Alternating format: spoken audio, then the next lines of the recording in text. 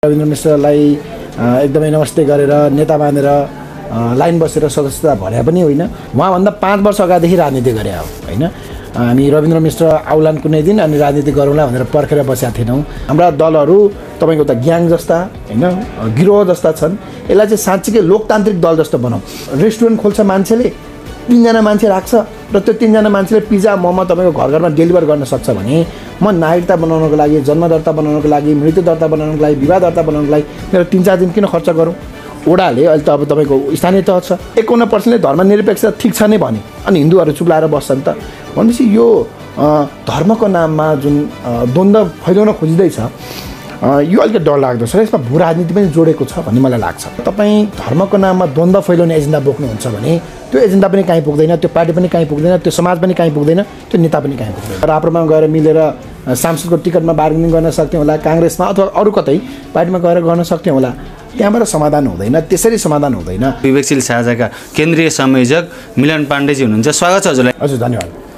वैकल्पिक राजनीति गर्छु भनेर राजनीति सुरु गर्नुभयो र वैकल्पिक राजनीति गर्ने अभ्यास पनि गर्नुभयो र चुनावहरूमा पनि सहभागी हुनुभयो। अहिले चाहिँ वैकल्पिक राजनीति जुन विवेकशील साझालाई वैकल्पिक राजनीतिको रूपमा अगाडि बढाउन खोज्नुभएको थियो, त्यहीँबाट हजुरलाई कारबाही भयो, यसलाई कसरी हेर्नुपर्छ?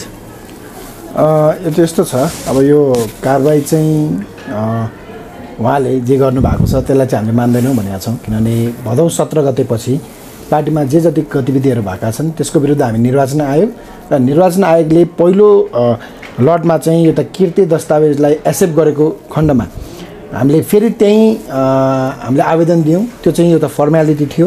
हामीलाई के थाहा थियो भने त्यो आवेदन चाहिँ खारेज हुन्छ भन्ने थाहा थियो र त्यसपछि हामी अदालत जाने एउटा ढोका खुल्ला रहन्छ भन्ने थियो। अब हामी अदालतमा रिट लिएर जाँदैछौँ र राजनीतिमा उहाँले जे कारबाही गर्नुभएको छ त्यो मान्ने छैन। त्यो 2-3वटा कुराले मान्ने छैन। पहिलो कुरा चाहिँ उहाँले मलाई संयोजक बनाएको होइन। म पूर्व विवेकशील नेपाली दलको अध्यक्ष थिएँ र पार्टी एकीकरण भयो र एकीकरण भएपछि चाहिँ यो नयाँ पार्टी बन्या हो होइन। त्यही भएर मैले बकुण्डलमा गएर रविन्द्र मिश्रलाई एकदमै नमस्ते गरेर नेता मानेर लाइन बसेर सदस्यता भरे पनि होइन। यो विवेकशील साझा पार्टीको त पृष्ठभूमि छ, त्यो पृष्ठभूमिलाई मैले आफ्नो तरिकाले लिड गर्छु। दोस्रो कुरा चाहिँ कारबाही गर्नुभयो, कारबाही गरेर के गयो त? मेरो सांसद पद पनि गएको छैन, मन्त्री पद पनि गएको छैन। मैले जे गणतन्त्र व्यवस्था त्यसपछि हाम्रो संविधानको पक्षमा मैले जे वकालत गर्छु म त्यसबाट पछाडि हटेको पनि छैन। पार्टीका अधिकांश नेता साथीहरू, सदस्य साथीहरू अहिले यही विचारमा हामीसँगै छौँ भनेपछि उहाँको यो कारबाही चाहिँ यो क्षणिक आवेग हो जुन चाहिँ भोलि उहाँलाई नै भारी पर्छ भन्ने मलाई लाग्छ। र अर्को कुरा चाहिँ 2075 सालमा जब पहिलोचोटि पार्टी फुटेको थियो त्यति बेला पनि रविन्द्रजीले उज्जवल थापाजीलाई, रन्जु दर्शनाजीलाई, मिलन पाण्डेजीलाई साधारण सदस्य समेत नरहने गरेर कारबाही गर्नुभएको थियो। केही समय पछाडि आफै नै होइन तपाईँहरू बिना म राजनीति गर्न सक्दिनँ, एकीकरण गरौँ भनेर उहाँकै इनिसिएसनमा यसको राम्रो पक्ष पनि उहाँले लिनुपर्छ, नराम्रो पक्ष पनि लिनुपर्छ। हामी एकीकरण गऱ्यौँ र म केन्द्रीय संयोजकको रूपमा आएँ भनेपछि यो कारबाहीले कानुनी रूपमा पनि अर्थ राख्दैन र राजनीतिक रूपमा पनि अर्थ राख्दैन। नेपालको राजनीति विश्वको राजनीति र नेपालको राजनीति पार्टी निर्माणको क्रममा फुट्ने, टुट्ने, फेरि जोडिने यो क्रम एमाले, काङ्ग्रेस, माओवादी लगायत अन्य दलहरूमा पनि देखिन्छ। तर हजुरहरू वैकल्पिक राजनीति गर्छु भनिरहँदाखेरि हजुरहरूको टुटफुट र मिलन जसरी हुँदै गर्दा आम नेपाली जनतामा एउटा आशा र निराशा दुवै बढी देखिन्छ नि। यो चाहिँ नेपाली जनताको जुन सद्भाव, जुन उत्साह देख्नुहुन्छ यसलाई खण्डित गरे जस्तो लाग्दैन? लाग्छ। यो चाहिँ हामीले गर्नु नपर्ने कामहरू हुन्। तर सबैले बुझ्नुपर्ने कुरा चाहिँ के हो भने नागरिकको अवस्था बदल्ने भनेर हामी राजनीतिमा आयौँ होइन। रविन्द्रजीले पनि त्यही नारा घन्काउनु भयो। हामीले उहाँभन्दा 5 वर्ष अगाडिदेखि राजनीति गरे हो होइन। हामी रविन्द्र मिश्र आउलान कुनै दिन अनि राजनीति गरौँला भनेर पर्खेर बसेका थिएनौँ। 2069मा उज्जवल थापाजीको नेतृत्वमा गोलबद्ध भएर नेपालमा पृथक वैकल्पिक सुसंस्कृत राजनीति गर्ने भनेर अगाडि बढिरहेको थियौँ। यही क्रममा रविन्द्रजीहरूले पनि राजनीति गर्न सुरु गर्नुभयो। हामीले एप्रिसिएट नै गऱ्यौँ। ठिक छ, मिलेर जाउँ नै भनेर भन्यौँ। पहिलोचोटि हाम्रा व्यवहारमा भिन्नताहरू थिए। उहाँले ल मैले गल्ती गरेँ होइन, हामीले पनि भन्यौँ हामी सबैले गल्ती गऱ्यौँ, ती कुरालाई सुधारौँ भनेर भन्नुभयो। त्यसको 3 महिना 4 महिनापछि, एकीकरण गरेको 3-4 महिनापछि उहाँलाई 81 तपाईँको दिव्य ज्ञान प्राप्त भयो र अब राजतन्त्र चाहिँ राजतन्त्रको स्वीकार्यता बढ्यो, गणतन्त्र आयातित हो, संहिता खारेज गरौँ, अब बहुमतको चित्त दुख्यो, त्यही भएर जन्म सङ्ग्रह गरौँ धर्मनिरपेक्षतामा भनेर भन्न थाल्नुभयो। हामीलाई के लाग्यो भने यो त संविधान विरोधी मुद्दा हो। यदि फेरि पनि नागरिकको फ्रस्ट्रेसनलाई क्यास गर्ने नाउँमा, भोट पाउने नाउँमा अथवा रविन्द्र मिश्रहरू 2-4 जना सांसद बन्ने लोभमा, प्रलोभनमा यो मुद्दा बोक्यो भने त फेरि 10 देखि 15 वर्ष त अब कस्तो संहिता, कस्तो गणतन्त्र अथवा कस्तो राजतन्त्र अथवा कस्तो धार्मिक स्वतन्त्रता कि हिन्दू राज्य भन्नेमा हामी बहसमा फस्छौँ र अन्ततगत त हाम्रो समाजको चरित्र हेर्ने हो भने 20-25 वर्षपछिको लामो बहस, द्वन्द्व, कारमाटपछि आउने संविधान भनेको यस्तै हो, यसकै सेरोफेरोमा हो। भनेपछि अब देशले 20-25 वर्ष लुज गर्न सक्दैन। अब चाहिँ हामीले यो संविधानलाई बचाउने, यो संविधानलाई सुधार्ने र यहाँबाट अगाडि बढ्ने भनेर वकालत गऱ्यौँ। त्यही भएर यो नागरिकले हेर्दाखेरि चाहिँ ओहो यिनीहरू पनि फुटे भन्ने त्यो ठिकै हो, सही पनि हो। तर अलिकति गहिरेर हेर्दाखेरि चाहिँ कसले के गरिरहेको छ भनेर हेर्नुपर्छ। 2069 सालमा राजनीति गर्दा हामीले जे प्रमिस गरेका थियौँ हामी त्यसबाट दायाँ बायाँ भएका छैनौँ। रविन्द्रजीले प्रस्ताव लिएर आउनुभयो, केही साथीहरूले मार्ग परिवर्तन गरे, मन परिवर्तन गरे, आफ्नो नीति नियत परिवर्तन गरे, होइन। हामीले त्यो गरेका छैनौँ र अधिकांश विवेकशील आन्दोलनमा सहभागी साथीहरू, विवेकशील साझाको आन्दोलनमा सहभागी साथीहरू हामी एक ठाउँमा छौँ र विवेकशील साझा पार्टीलाई अझै सशक्त रूपमा सुदृढ ढङ्गले अगाडि बढाउँदैछौँ। तपाईहरू वैकल्पिक राजनीति गर्छु भनिरहँदाखेरि नेपाल बन्दका विभिन्न आन्दोलनहरू हुँदा नेपाल खुल्ला छ लगायतका केही सन्देशमूलक केही घटनाक्रमहरूले पनि नेपाली जनतामा एक किसिमले मन छोकै नै थियो र हजुरहरूले सहभागितामूलक लोकतन्त्र भनिरहँदा खास वैकल्पिक राजनीति कस्तो हुन पर्थ्यो? किन हजुरहरूले विवेकशील साझा जुन नेतृत्व अहिलेको छ यसबाट चाहिँ वैकल्पिक राजनीति भएन भनिरहनु भएको छ, खास के हो? यस्तो हो, वैकल्पिक राजनीति भनेको वैकल्पिक पार्टी होइन, राजनीति। तपाईँले पनि सही टर्म युज गर्नुभयो। हामीले वैकल्पिक राजनीति भनेको चाहिँ सुसंस्कृत राजनीति। अहिलेको राजनीतिका पात्र र प्रवृत्तिमा समस्या आए, होइन। उनीहरूको मूल्य मान्यतामा जुन स्खलन आयो त्यसलाई चाहिँ रोक्दै अब चाहिँ हामीले नागरिकलाई डेलिभर गर्न सक्ने पार्टी बनाउनु पर्छ। त्यो भने चाहिँ कस्तो भने यो व्यवस्थामा हाम्रो पनि तपाईँको केही फरक मतहरू छन्। जस्तै अहिलेको निर्वाचन प्रणाली पुरै बदल्नुपर्छ। राइट टु रिजेक्टका कुरा, राइट टु रिकलका कुरा, विदेशमा बस्ने नेपालीले भोट हाल्न पाउने कुरा। तपाईँ एउटा युवाले 21 वर्षको युवाले 25 वर्षको युवाले यो देशको सांसद उठ्छु भनिराख्दाखेरि 2-3 करोड कहाँबाट लिएर आउने? जुन खर्चालु निर्वाचन प्रणाली छ त्यसलाई बदल्ने। अहिले जुन यो प्रदेश सभाको टोटल सङ्ख्यामध्ये 20% मन्त्री हुन पाउने भनेको छ, जुन बागमतीमा एउटा तपाईँको ठुलो तपाईँको कुरूप चित्र देखिया छ, त्यसलाई सुधार्नको लागि तपाईँको एउटा प्रदेशमा 5-7 जनाभन्दा बढी मन्त्री हुन नपाउने सिस्टम लिएर आउनु छ। भनेपछि यो सिस्टमलाई सुधार्दै, यो व्यवस्थालाई सुधार्दै अगाडि बढाउँ। वैकल्पिक राजनीतिको 1 नम्बरको मुद्दा निर्वाचन प्रणालीमा आमूल परिवर्तन लिएर आउँ। 2 नम्बरको मुद्दा। 3 नम्बरमा हाम्रा दलहरू दल जस्ता छैनन्। हाम्रा दलहरू तपाईँको त ग्याङ जस्ता, होइन, गिरोह जस्ता छन्। यसलाई चाहिँ साँच्चीकै लोकतान्त्रिक दल जस्तो बनाऊँ, जहाँ पार्टीमा विवेकशील साझा पार्टी पहिला विवेकशील नेपाली हुँदाखेरि विवेकशील साझा भएपछि त्यो गर्न सकेका छैनौँ। विवेकशील नेपाली हुँदाखेरि प्रत्येक रुपियाँको हिसाब किताब राख्थ्यौँ कि होइन। हाम्रो पार्टीमा कसैले 1 रुपियाँ दियो, 5 रुपियाँ दियो भने पनि हामी त्यसको हिसाब किताब देखाउन सक्थ्यौँ। त्यो ट्रान्सपेरेन्सी बोकेको पार्टी, एउटा विधिवत हिसाबबाट अगाडि बढाउने पार्टी, जहाँ महाधिवेशन समय समयमा होस्, नेतृत्व नियमित रूपमा फेरियोस्, यस्ता कुराहरू लिएर हामी व्यवस्थाका कुराहरू लिएर अगाडि बढेका थियौँ। अब राजनीतिक, सामाजिक, आर्थिक मुद्दामा चाहिँ हामीले शिक्षा भनेर भनेका थियौँ। प्रत्येक नेपालीले निःशुल्क र गुणस्तरीय शिक्षा पाउने, यो सानो एजेन्डा हो, सानो एजेन्डा त होइन। प्रत्येक नेपालीले ऊ बिरामी पऱ्यो भने चाहिँ यो राज्यले मलाई हेर्छ है, होइन। मेरो गोजीमा धान्ने भन्दा बाहिर गएर यदि म बिरामी भएँ भने पनि र त्यसको उपचार यदि संसारमा सम्भव छ, नेपालमा सम्भव छ भने राज्यले हेर्छ भन्ने मुद्दा हामी बोकेर अगाडि बढिरहेका थियौँ। एकजना महिला राति 12 बजे पनि अफिसबाट फर्किँदाखेरि सुरक्षित फिल गर्न सक्ने त्यो समाजको परिकल्पना गरेका थियौँ। +2 सकिसकेपछि अथवा ब्याचलर सकिसकेपछि एउटा युवाले चाहिँ मैले मेरो योग्यता र क्षमता अनुसार चाहिँ जागिर पाउँछु है, अथवा मैले केही नयाँ कुरा, उद्यमशीलता, केही नयाँ थालनी गरेर राख्दाखेरि चाहिँ यो राज्यले मलाई सहयोग गर्छ है भन्ने खालको त्यो परिकल्पनासहित मैले यो विगत केही समयदेखि उठाइ पनि राखेको छु। यो गुड गभर्नेन्सको अथवा गभर्नेन्स एट यर डोर, होइन। तपाईँको घरको दैलो दैलोमा चाहिँ हामीले सरकारलाई पुर्याउन सक्छौँ। तपाईँ एउटा रेस्टुरेन्ट खोल्छ, मान्छेले 3 जना मान्छे राख्छ र त्यो 3 जना मान्छेले पिज्जा मोमो तपाईँको घर घरमा डेलिभर गर्न सक्छ भने म नागरिकता बनाउनको लागि, जन्म दर्ता बनाउनको लागि, मृत्यु दर्ता बनाउनको लागि, विवाह दर्ता बनाउनको लागि मेरो 3-4 दिन किन खर्च गरौँ? ओडाले अहिले त अब तपाईँको स्थानीय तह छ, ओडाले 2 जना मान्छे डेलिभरी बोय राखेर, होइन, गभर्नेन्स डेलिभरी बोय, होइन, राखेर चाहिँ मेरो घर घरमा मैले उसलाई SMS गर्छु अथवा अनलाइन सिस्टममा दिन्छु अथवा गएर भन्छु। भनिसकेपछि ऊ आएर फारम भरिदिने र मैले गर्नुपर्ने सिग्नेचर लिएर जाओस्, मेरो काम त्यही नै होस्, होइन। म मेरो मजाले अफिस जान पाऊँ, अफिस छुट्टी दिन नपरोस्। चाहिँ हाम्रा मुद्दा यस्ता हुन्। डेलिभरीको मुद्दा हाम्रो मुद्दा हो र यो व्यवस्थालाई सुधार्ने र नागरिकको अवस्था बदल्ने मुद्दा चाहिँ हाम्रो मुद्दा हो। तपाईहरू वैकल्पिक राजनीति गर्नुपर्छ, वैकल्पिक राजनीति गरिरहँदाखेरि यो देश यो व्यवस्थाले होइन अवस्था चेन्ज गर्न पर्यो, अब हामी व्यवस्था चेन्ज गर्नतिर अल्मलिन हुन्न भनिरहँदाखेरि अहिलेको गणतन्त्र धर्मनिरपेक्षता सङ्घीयता भइसकेपछि जुन देशको अवस्था झन् अविगत झन् दूरदर हुँदै गयो, यसले चाहिँ राज संस्था हिन्दू राष्ट्र र एकात्मक जुन प्रणाली थियो त्यो प्रति जनताको आस्था बढे जस्तो लाग्दैन? यसमा गणतन्त्रको फेलियर होइन, यो चाहिँ नेतृत्वको फेलियर हो।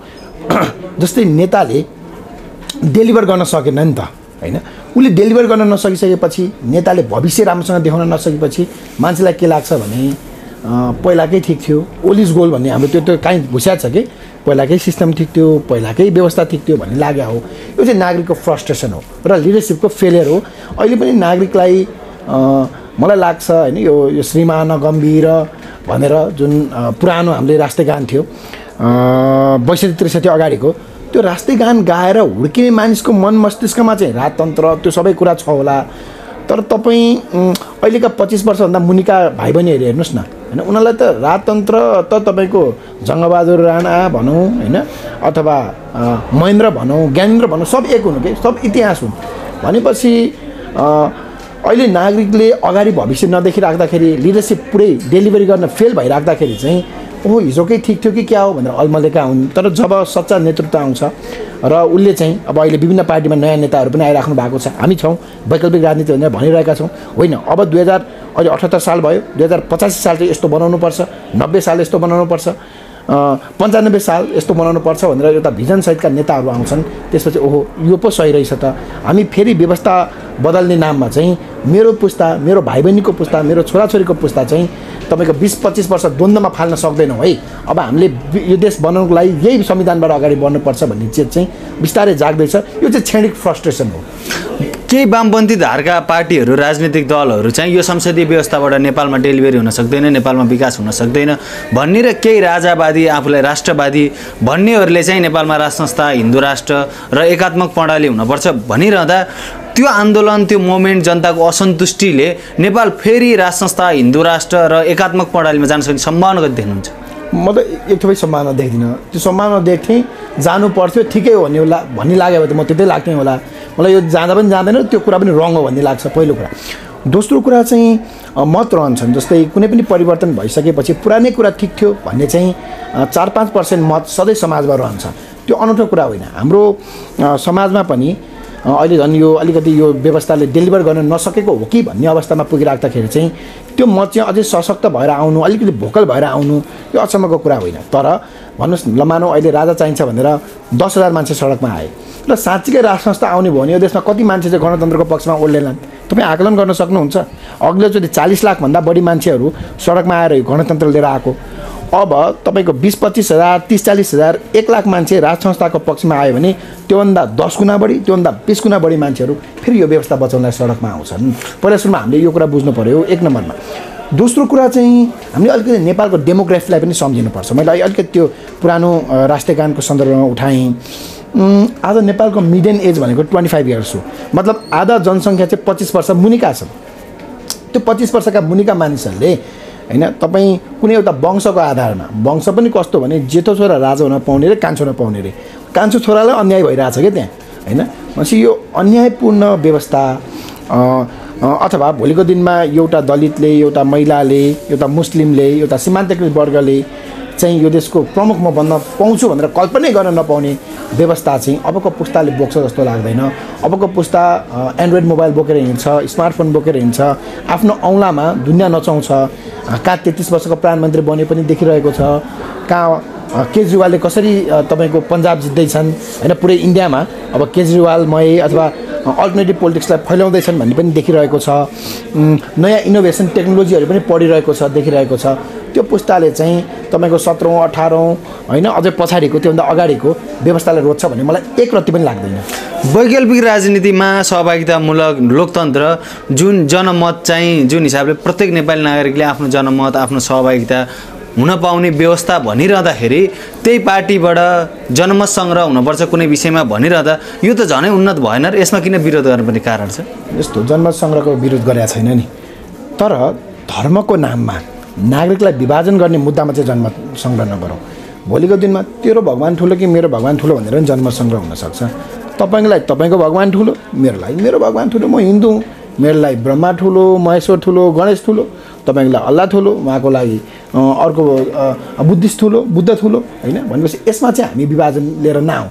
धर्मको नाममा यदि विभाजनमा लाने हो भने, जाने हो भने हाम्रो समाजमा धार्मिक द्वन्द्व हुनसक्छ र जन्म सङ्ग्रह समाधान पनि होइन। ल मानौँ धर्मनिरपेक्षमा जन्म सङ्ग्रह गरियो, हिन्दू राज्य हुनुपर्छ भनेर 51%ले 55%ले चाहिँ आफ्नो मत जाहेर गरे अनि मुद्दा सिद्धियो त यो देश हिन्दू राज्य हुन्छ त। फेरि 45%ले आन्दोलन गर्दैन, फेरि हतियार उठ्दैन यो देशमा। माओवादीले हतियार उठाएर तपाईँको यत्रो 10 वर्ष युद्ध गरेर यो पुरै परिवर्तन आएको अथवा त्यो पुरै देश अस्तव्यस्त भएको होइन र भनेपछि यो सन्दर्भ त हामीले बुझ्नु पऱ्यो। ल मानौँ 51%ले धर्मनिरपेक्ष ठिक छ नै भने अनि हिन्दूहरू चुप लाएर बस्छन् त भनेपछि यो धर्मको नाममा जुन द्वन्द्व फैलाउन खोजिँदैछ यो अलिकति डरलाग्दो छ र यसमा भू राजनीति पनि जोडेको छ भन्ने मलाई लाग्छ।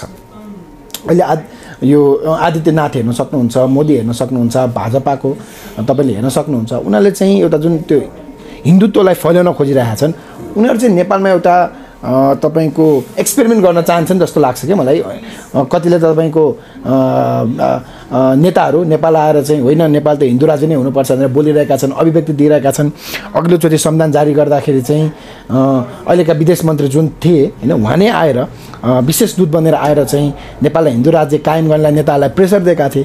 भनेपछि यो हिन्दू राज्य बन्नुपर्छ बनाउनुपर्छ भन्ने कुरा चाहिँ अहिलेको भारतको संस्थापनको पनि इन्ट्रेस्ट भएको भएर चाहिँ यसमा भू राजनीति पनि जोडिएको छ र हामी चाहिँ त्यो दाउपेचमा फस्नु हुँदैन होइन। उसले आफ्नो देशमा चाहिँ धर्मनिरपेक्षता कायम गर्ने, हाम्रोमा चाहिँ हिन्दू राज्य लाद्ने होइन, त्यो काम गर्नु हुँदैन। समस्या चाहिँ आजको दिनमा आम नागरिकलाई, म पनि त आम नागरिकसँग काम गरिरहेको छु, डिल गरिरहेको छु होइन, प्रत्येक दिन युवाहरूसँग संवादमा हुन्छु। आम नागरिकको फ्रस्ट्रेसन चाहिँ यो देशमा धर्मनिरपेक्षता भयो, धार्मिक स्वतन्त्रता भयो भन्नेमा छैन कि। उनीहरूको एउटा फ्रस्ट्रेसन अथवा उनीहरूको आग्रह पूर्वाग्रह चाहिँ केमा छ भने जबरजस्ती धर्म परिवर्तन गरिए होइन भन्ने कुरामा छ। हो यो रियल समस्या हो, यसलाई समाधान गरौँ, कडा कानुन लिएर आउँ, नियमित रूपमा चेक गरौँ। अझ हामीले त पहिला 2071 सालमा बिएक्सएल नेपालको तर्फबाट तपाईँको यो संविधान प्रपोज गरेर राख्दाखेरि हामीले एउटा त्यहाँ ऊ पनि राखेका थियौँ, जसरी जन्म दर्ता, मृत्यु दर्ता, विवाह दर्ता गर्नुपर्छ, धर्म परिवर्तनलाई पनि तपाईँको राज्यको निकायमा दर्ता गर्ने प्रावधान लिएर आउँ भनेर भनेका थियौँ कि चाहिँ कानुनमा कडाइ गरौँ होइन। धर्म परिवर्तन चाहिँ व्यक्तिको इच्छाअनुसार हुन सकोस् होइन, तपाईँको त्यहाँ प्रलोभनको आधारमा नहोस्, त्यसमा हामी सचेत बनाऊँ, कडा कानुन लिएर आउँ। तर तपाईँ धर्मको नाममा द्वन्द्व फैलाउने एजेन्डा बोक्नुहुन्छ भने त्यो एजेन्डा पनि कहीँ पुग्दैन, त्यो पार्टी पनि कहीँ पुग्दैन, त्यो समाज पनि कहीँ पुग्दैन, त्यो नेता पनि कहीँ पुग्दैन। आगामी दिनमा हजुरहरूले वैकल्पिक राजनीतिको लागि के कस्ता कार्यक्रमहरू तर्जुमा गर्नुभएको छ? हामीले अहिलेसम्म विगत 8 वर्षदेखि जसरी विभिन्न आन्दोलनहरू, अभियानहरू, नीतिहरू, सङ्गठनहरू फैलाउँदै अगाडि बढेका छौँ, हामी त्यसरी नै अगाडि बढ्छौँ। रविन्द्रजी सम्भवतः अब मिडियाहरूमा पनि आइराखेको छ र मैले त उहाँले जुन दिन दस्तावेज लिएर आउनुभयो त्यो दिनदेखि भनिरहेको छु, उहाँले चाहिँ वैकल्पिक राजनीतिलाई अथवा रविन्द्र मिश्र पक्षलाई राप्रपाकरण गर्न खोज्नुभयो भन्ने छ। अहिले उहाँ त्यही दिशामा हुनुहुन्छ। मलाई लाग्छ उहाँ त वैकल्पिक राजनीति हुनुहुन्न। अब यसमा 2-3 राम्रो कुरा पनि भएको छ कि पहिला सुन्नु, विवेकशील साझा दुवै वैकल्पिक हुन् भन्ने एउटा भ्रम थियो। पहिलो कुरो अब विवेकशील साझा पार्टी भन्ने अब पार्टी छ, अहिले 2टा छ होइन लगभग, र अब विवेकशील साझाको च्याप्टर क्लोज भयो। अब विवेकशील साझाभित्रका अग्रगामी साथीहरू जसले यो संविधान बचाउन चाहन्छन्, यो व्यवस्था बचाउन चाहन्छन् र वैकल्पिक राजनीतिको मर्म बुझेका छन्, उहाँहरू एकातिर छन्। जसलाई चाहिँ अहिले हतारमा चाहिएको थियो सांसद भइहाल्नु थियो। म 57 वर्ष भएँ, म 58 वर्ष भएँ, अब 2-3 वर्षभन्दा मसँग छैन, मलाई यसपालि नै सांसद भएन भने मेरो राजनीति सिद्धिन्छ भन्ने थट राख्ने अथवा जसरी भए पनि यो जे बोलिदिएर भए पनि 3% भोट गराउनुपर्छ भन्ने साथीहरू उता हुनुहुन्छ होइन। केही साथीहरू उता पनि राम्रा साथीहरू जो कन्फ्युज हुनुहुन्छ, म उहाँलाई सम्मान गर्छु। तर अहिले जो अलिकति यो अलिकति लबिङ गरिराख्नु भएको छ, म त्यो साथीहरूमा चाहिँ त्यो एउटा राजनीतिक स्वार्थ र सत्ताप्रतिको त्यो मोह चाहिँ म एकदमै पाउँछु कि मैले उहाँलाई इङ्गित गरिरहेको छु। भनेपछि राम्रो चाहिँ के भयो भने अब विवेकशील साझा भन्ने चाहिँ दुवै वैकल्पिक भन्ने रहेन। अब विवेकशील साझा एउटा छ, वैकल्पिक राजनीतिमा एउटा छ होइन, अर्को त वैकल्पिक नै रहेन। दोस्रो कुरा चाहिँ मलाई एउटा राम्रो चाहिँ कुरा के लागेको छ भने हामी के राजनीति गरिरहेछौँ भन्ने बुझ्ने मौका चाहिँ हामी आफैले पायौँ कि होइन। मेरा साथीहरू हामी जोसँगै काम गरिरहेका छौँ, उहाँ साथीलाई 10 वर्ष एउटा कोठाभित्र राखेर प्रशिक्षण दिएको भए, स्कुलिङ गरे भने यति कुरा सिक्नुहुन्न थियो कि तपाईँ अबको 10 वर्ष पछाडि आजको दिन आजको यो घटना परिघटना सम्झिँदाखेरि चाहिँ हामीले खतरा स्कुलिङ पायौँ राजनीति भने त स्कुलिङ पनि त हो नि त होइन। दोस्रो यो राम्रो भयो। तेस्रो कुरो चाहिँ अब हामी फरक हुन्छौँ होइन, सम्भवतः उतै पार्टीमा हुन त अथवा यही विचार बोकेर उता पार्टीमा त हामी हुँदैनौँ भनेपछि अब फेरि BXC र साझा मिल भनेर चाहिँ आम नागरिकले भन्दैनन्। अब त विचारको फरक भन्छ नि त, एउटा राजतन्त्र भन्छ अर्को गणतन्त्र भन्छ, कसरी मिल्ने एउटा राम्रो भयो। सङ्गठनको हिसाबमा पनि साथीहरू उता पनि बढिरहेछन् कि के छ मलाई थाहा छैन, तर अहिले हाम्रो टिममा पनि साथीहरू एकदमै धेरै जोइन गरिराख्नु भएको छ र हाम्रो पनि सङ्गठन विस्तार भइरहेको छ।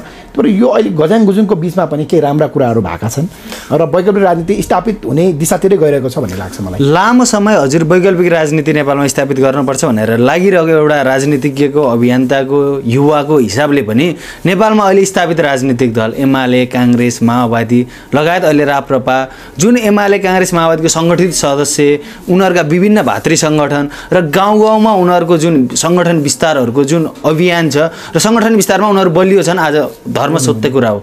यो बिचमा वैकल्पिक राजनीति नेपालमा सम्भव छ जस्तो लाग्छ अझै पनि? यो चुनौतीको माझ म 10 वर्ष लगभग 10 वर्ष 9-10 वर्ष भयो होइन।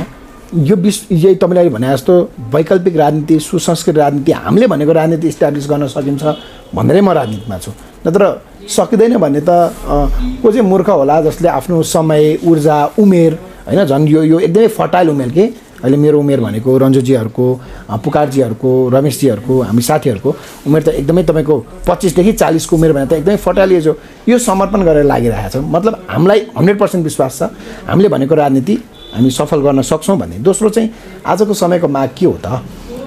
त्यो भए त म राप्रपामा गएर मिलेर सांसदको टिकटमा बार्गेनिङ गर्न सक्थेँ होला, काङ्ग्रेसमा अथवा अरू कतै पार्टीमा गएर गर्न सक्थेँ होला। त्यहाँबाट समाधान हुँदैन, त्यसरी समाधान हुँदैन। हामीले खोजेको राजनीति चाहिँ त्यो होइन भन्ने लाग्छ। आजको आवश्यकता र हामीलाई समर्थन गर्ने साथीहरू र हाम्रो विश्वास पनि यो राजनीतिप्रति छ। त्यही भएर हामी यो राजनीतिमा अझै रहन्छौँ र यो राजनीतिलाई अगाडि बढाउँछौँ। अन्तिममा आम नेपाली जनता युवाहरूलाई के आह्वान गर्न चाहनुहुन्छ र कसरी यो वैकल्पिक राजनीति सम्भव छ भनेर आश्वस्त गर्न सक्नुहुन्छ? यस्तो यो 2017 सालमा चाहिँ जब नेपाली काङ्ग्रेसका महामन्त्री डाक्टर तुलसी गिरीले होइन अब यो काङ्ग्रेसबाट सम्भव छैन छ भनेर बहुमत काङ्ग्रेस सदस्य लिएर पञ्चायत छिर्नु भयो, बिपी थाकेनन्, आत्तेनन्, अगाडि बढे। मलाई त पार्टीबाट मात्र निकाला गरे हो होइन, त्यो पनि एउटा गुटको भेलाले जसलाई म मान्दिनँ, जो विधान सम्मत छैन होइन।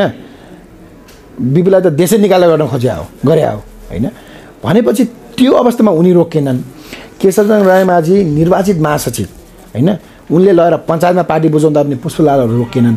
अहिलेको हाम्रो पार्टीमा यो नहुनुपर्ने घटना, हाम्रो पार्टीको अब अध्यक्ष भनौँ कि पूर्व अध्यक्ष भनौँ होइन, उहाँले चाहिँ अब होइन यसरी भोट नआउने भयो, मेरो उमेर पनि सकिन लाग्यो, मै संसदमा पुग्नुपर्छ, म पुगिनँ भने आकाश खस्छ भन्ने भाव राखेर मार्ग परिवर्तन भनेर पार्टीलाई 9 वर्ष पछाडि तपाईँको उल्टो बाटोमा हिँड्न खोजिराख्दाखेरि चाहिँ यो दुर्घटना घटिरहेको छ। मलाई यसमा म जसले मलाई हेरिराख्नु भएको छ, सुनिराख्नु भएको छ, म उहाँलाई नातिन अनुरोध गर्छु। जसरी बिपी थाकेनन्, तपाईँको पुष्पलालहरू थाकेनन् र उनीहरूले कङ्ग्रेसलाई अगाडि बढाए, कम्युनिस्टलाई अगाडि बढाएर आज एमाले, त्यसपछि आएर तपाईँको कङ्ग्रेस पार्टी इस्ट्याब्लिस छ। त्यस्तै यो घटनापछि पनि हामी BXC साझा पार्टीलाई निरन्तर अगाडि लिएर जान्छौँ। र अझै मलाई चाहिँ खुसी अहिले पनि मैले राखेँ। मलाई खुसी चाहिँ के लागेको छ भने वैकल्पिक राजनीतिमा अझै धेरै हामी खालिने मौका पायौँ, हाम्रा साथीहरू प्रशिक्षित भए, यो व्यवस्था जोगाउने, यो संविधान जोगाउने कुरामा हामी प्रतिबद्ध छौँ भन्ने थियो। हिजोसम्म तपाईँहरूलाई के लाग्थ्यो भने यी भनेका माइती घरमा प्लेकार्ड लिएर मात्र बस्ने मानिसहरू थिए भन्ने लाग्थ्यो। तर आज होइन, मिलन पाण्डेहरू, रञ्जु दसनाहरू, रमेश पौडेलहरू, केशव दाहालहरू अब यो संविधान बचाउनुपर्छ, गणतन्त्र बचाउनुपर्छ भनेर फाइट गरिरहेका छन् होइन। हिजोको दिनमा चाहिँ अरू पार्टीसँग फाइट गर्छ, हाम्रो दुर्भाग्य भनौँ अथवा सौभाग्य भनौँ, गणतन्त्रको लागि म मेरै पार्टीमा फाइट गरिरहेको छु कि म संयोजक भएर पनि। भनेपछि यो अवस्था तपाईँले बुझ्नुहुन्छ भन्ने अपेक्षा छ। र अहिलेसम्म जसरी माया गरिराख्नु भएको छ त्यसरी नै माया गर्नुहोला। हामी यो व्यवस्था सुधार्दै, हामी यो संविधान बचाउँदै शिक्षाको, स्वास्थ्यको, सुशासनको, समृद्धिका मुद्दाहरू, सुरक्षाका मुद्दाहरू लिएर अगाडि बढ्छौँ। र साँच्चै जसरी तपाईँहरूले केजरीवालले यस्तो गर्यो भनेर खुसी हुनुहुन्छ, डेलिभरीको राजनीति, त्यो डेलिभरीको राजनीति चाहिँ हामी नेपालमा इस्टाब्लिस गर्न चाहन्छौँ। हामीलाई तपाईँले साथ दिनुहोला, हामी सँगै मिलेर यो देशलाई चाहिँ समृद्ध बनाउन सक्छौँ। हजुरलाई महत्त्वपूर्ण समय र विचारलाई धन्यवाद। नमस्कार। धन्यवाद।